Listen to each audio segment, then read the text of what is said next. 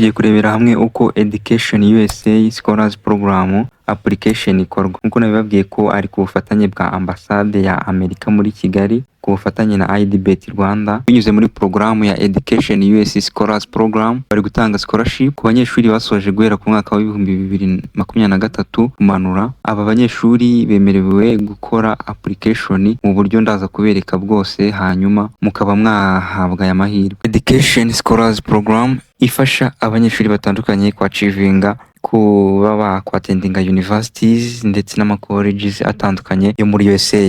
Ni ukuvuga ngo ikorana n'ibihugu byinshi bitandukanye biri around the world, harimo n'u Rwanda. Rwanda narwo ni kimwe mu bihugu biri muri iyi program ya Education USA. Iyi program rero ifasha bimwe mu bintu bikurikiranye nko ngiye kubibabwira. Icya mbere, iyi program ifasha abanyeshuri batandukanye bafite amanota meza gukora iyo bita standardized test preparation. Iyi Education Scholars Program ya USA igenda ibamenyera, iba providinga, ibahereza resources, ikabaha guidance, igafasha abo banyeshuri gutegura ama exams harimo ASAT, ACT n'ama TOEFL.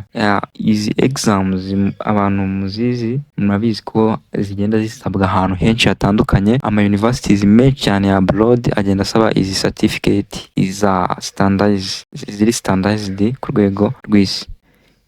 So Education USA Scholars Program ifasha aba banyeshuri batandukanye, ikabamenyera ubufasha bwose n'ama resources bakeneye na guidance kugira ngo bategure izi exams babe bazipasinga. Ari eligibility imwe mu z'ingenzi. Cyo ni kimwe iyi education iyi program ya US ibafasha kubyitaho kugira ngo mube mwabona imwe muri test mu passing. Nyuma y'ibyo ngibyo noneho ikintu gikurikiraho bwa kabiri, hakurikiraho college application assistance. Iyi Education US Scholars Program ifasha umunyeshuri wabaye selected mu gukora college application. Ni ukuvuga ngo uyu munyeshuri ba selectings bamufasha muri process yose, agahabwa support yose mu kurisearchinga ndetse no guselectinga ama colleges atandukanye yo muri USA. Ikindi kintu bamufasha ngo amaze guselectinga ayo ma colleges murabizi yo harimo harakorwa application y'ama colleges atandukanye muri USA, harimo ama steps yo gukora ama essays. Ayo ma steps yo gukora ama essays hano kuri college application assistance, umunyeshuri ahabwa support yo gukora ndetse no kwandika ama essays neza, ku buryo yuzuza ama application forms neza nta kibazo na kimwe ahuye nacyo, nta mbogamizi. Ikindi kintu iyi program ifasha aba banyeshuri, iyi program ikintu ibafasha kindi ni financial aid guidance. Iyi financial aid guidance nayo ni imwe muri point z'ingenzi kugira ngo ube wakwiga uri financially stable. Iyi program itanga advice y'uburyo wakwapplyingira scholarship ndetse na financial aid yatuma wiga muri USA, ndetse bikakongerera amahirwe cyane, ndetse bakagufasha kumenya iziri affordable wabasha kugeraho byoroshye. Ikindi ifasha muri leadership development. Haba harimo activities zitandukanye, harimo ama workshops yagiye akorwa kugira ngo habaho developing leadership skills na community involvement, kugira ngo ube wikurudinze mu bikorwa bya community, ukagira ibikorwa participating mu bitandukanye, ukagira leadership skills. Iyi leadership development nicyo kintu iyi programu ifasha abo banyeshuri batandukanye. Goal y'iyi Education US Scholars Program ni ugufasha abanyeshuri bagiye batsinda mu buryo bwiza bitandukanye bo mu bihugu bitandukanye by'isi, harimo n'abo mu gihugu cy'u Rwanda, kubona ama admissions mu bigo bimwe bitandukanye bya US institutions, ndetse kugira ngo succeeding muri academically life no mu bintu bitandukanye, bagire icyo bamarira society na community. Education US Scholars Program nkuko nabibabwiye, hano hari steps tugiye kurebera hamwe eshanu, zigeze kuri eshanu ukurikiza muri journey yawe kugira ngo ube wagera USA ukigayo. Hano kandi turebere hamwe step 1. Step 1 hari research options. Iyi research options tugiye kurebera hamwe. Research options igizwe n'iki, overview yayo ni iyi. Muri research options harimo steps tugomba gufata, hanyuma ukamenya byinshi kugira ngo umenye ngo bimeze gute. First step kugira ngo wige muri United States ni ukubanza ugakora research ijyanye na Oceans. Ukuvuga ngo Oceans ndi kuvuga uburyo wahitamo college cyangwa se university ihuye neza n'ibyo ukeneye. Niko ugomba gukora research ukamenya ngo aha hantu niho nakakwiye kuba ndi, aha niho hantu nshaka kuba najya. This time bakaba bari gutangira research. Hano hari ibibazo bimwe batanze wakwifashisha mu gukora research yawe. Ibi ni ibibazo ngiye kubaha babwire. Cya mbere kubaza ati kubera iki nshaka kujya kwiga USA. Cya kabiri, ese nihe hambera heza na fitting. Cya gatatu, nize colleges cyangwa se universities zihurana n'idizi zanjye. Cya kane, will you need financial assistance? Ese ndakenera financial assistance. Cya gatanu, ni iyihe financial aid deadline cyangwa se application deadline ni ryari, ni izihe? Ugomba kubuza ngo nayahe ma deadline y'ama college atandukanye, ni hehe ushaka gutura. Ibi ni bimwe mu bibazo wawe kugenda wibaza mu gihe uri gukora research. Ndibutsa ko hano turi kurebera hamwe mu ma tips cyangwa se turi kureba guidance yagufasha kumenya ngo mu gihe ndimo ndakora application muri US colleges cyangwa se ama universities, iyi program rero iratuguidinga kugeza itweretse kuntu application ikorwa mu ma colleges n'ama universities yo muri USA, ukaba wahabwa full scholarship no ukiga kuri financial aid application. Step number 2 tujye kurebera hamwe overview kuntu bimeze. Hano iyo uri gupanga kujya kwiga USA cyangwa gukomeza amasomo yawe muri USA mu universities yaho cyangwa ama colleges, ugomba guplaninga ukamenya ngo financially meze gute. Guplaninga ukamenya ngo ndamutse ngiyeyo yenda naba mfite amafaranga angana gute. Ngo hano inama bari gutanga amafaranga ngo winvestinze wowe ubwawe ni ikintu gikomeye cyane, kubera ko iyo ugiye gukura ubumenyi hari ahantu ni ibintu bizakugirira akamaro birenze iyo finance n'ubundi wari waplaninze yo kugira ngo bibe yagufasha mu gukomeza amasomo yawe. Ibi nibyo aya niyo ma opportunity ugomba kwitaho ukamenya ngo bimeze gute, financial aid yaboneka gute, ayo ma opportunities yaboneka gute.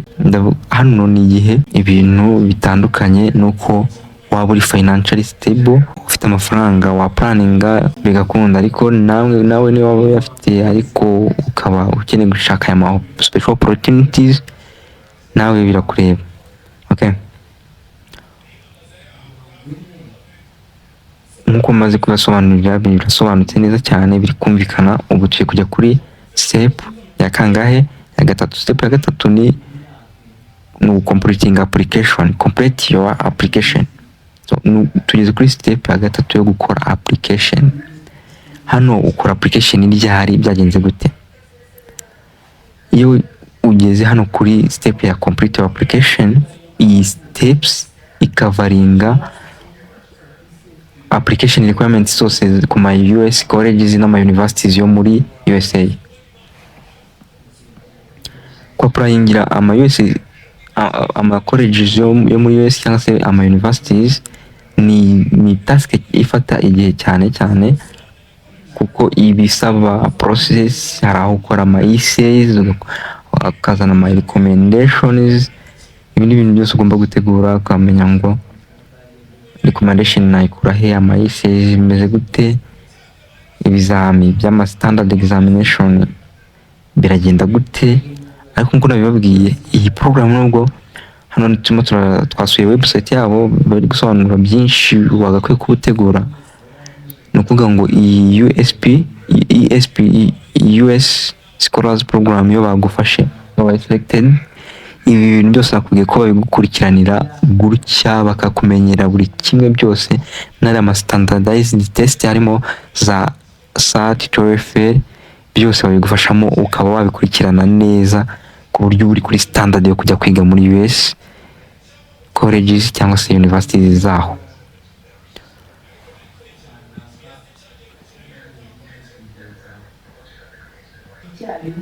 Tuvuye kuri iyi step ya gatatu ya complete application, tugiye kujya ku yindi step. Tugiye kuri step ya kane ya apply for student visa. Iyo tuvuye kuri izo steps ajya kujya kwa applyingira student visa. Student visa rero ukamenya ngo bimeze bite.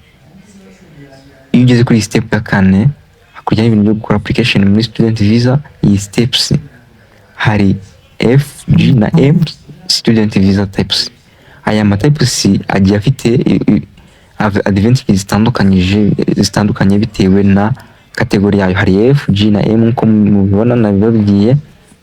So kugira ngo umenye different yazo nabyo ni task, ndetse ukabikoraho research neza nyine nko twajya tubirebera hamwe, ukamenya ngo iyi ngiyi bimeze gute, n'iyi bimeze gute, niyihe ikenewe hano, niyihe ntakenera.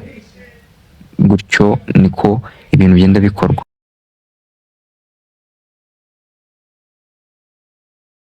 Porogaramu application ikorwa nkuko nabibabwiye ko ari ku bufatanye bwa ambasade ya Amerika muri Kigali, ubufatanye na IDBET Rwanda. Hano bari gushaka abanyeshuri basoje guhera mu mwaka wa 2023 kumanuka hasi, bagiye bagira nibura amanota 75 kuzamura.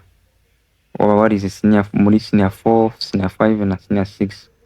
Abantu bagiye mugira aya manota mwakora application. Abantu mutandukanye mwese mwagerageza amahirwe yanyu kuri application mukareba ko mwaba selected, ubundi mugakomeza gukurikirana iyi porogaramu ibafasha kwiga mu ma colleges n'ama universities ya USA. Tudatinze rero reka mbasobanurire ukuntu iyi application ikorwa. Bwa mbere uraza hano ushyiremo full names zawe neza, ushyiremo full names.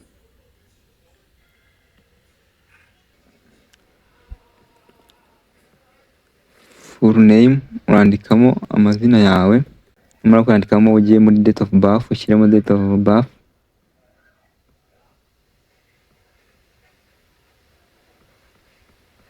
Selecting igihe wavukiye, numara guselecting igihe wavukiye,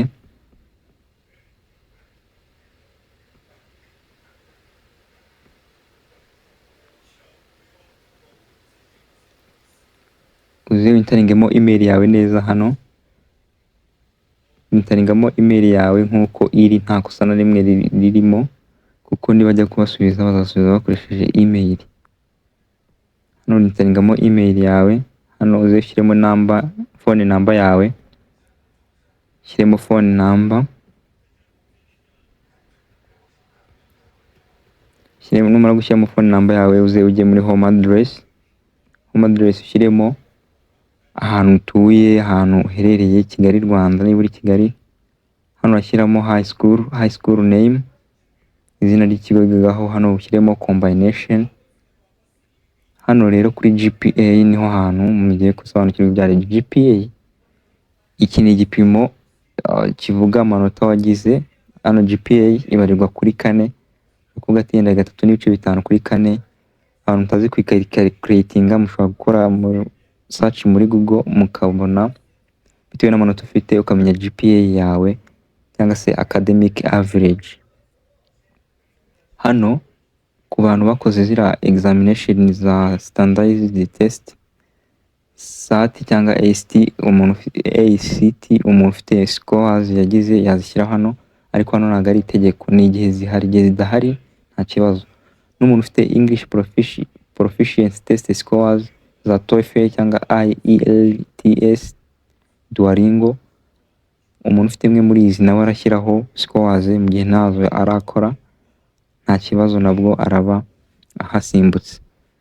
National exam results, hano urashyiramo amanota wagize muri Exeter.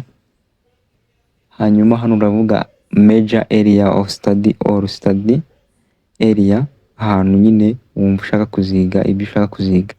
Hano iyo ugiye kwishyiraho ikintu kigomba kwitondera, ugomba kumenya, ni ukuvuga ngo ugomba kumenya ngo nizibi ibintu wize bijyanye n'ibyo ugiye gusaba. Icyo nicyo kintu cy'ingenzi ugomba kumenya.